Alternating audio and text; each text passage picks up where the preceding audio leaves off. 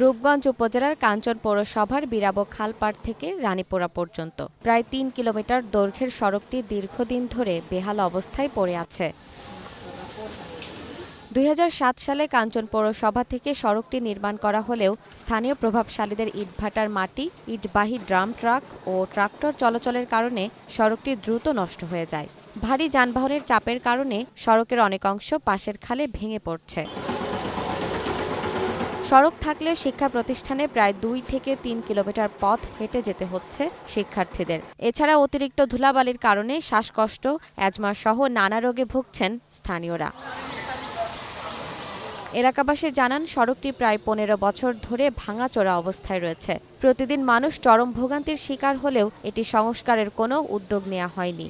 যদি রাস্তাটা যদি ভালো হয় তাহলে আমরা একটু আরামে চালাইতে পারবো। কোনো ছাত্র ছাত্রী, পোলাপান এবং গ্রামবাসী যারা আছে তারা চলাচল করতে পারে না। জমির মাটি কেটে নিয়ে ডামটাকে রাস্তাটা নষ্ট করে ফেলাইছে এবং ধুলোর জন্য এই ঘরে একেবারে অবস্থা খুব বেহাল দশা। কাঞ্চন পৌরসভার প্রশাসক মারজানুর রহমান জানান, এলাকার মানুষের চলাচলের জন্য সড়কটি অত্যন্ত গুরুত্বপূর্ণ। দীর্ঘদিন ধরে এটি সংস্কার হয়নি বলে তিনি অবগত হয়েছেন। কাঞ্চন পৌরসভার পক্ষ থেকে এটি যাচাই বাছাই করে কি করণীয় সেটা নির্ধারণ করব এবং আমরা একটি প্রকল্প যদি সম্ভব হয় দ্রুততম সময়ের মধ্যে নিয়ে এটি মেরামত করার চেষ্টা করব, যাতে জনগণের দুর্ভোগ লাঘব হয় এবং তাদের চলাচলে প্রশান্তি আসে। দ্রুত সময়ের মধ্যে সড়কটি সংস্কারের দাবি এই পথে চলাচলকারীদের।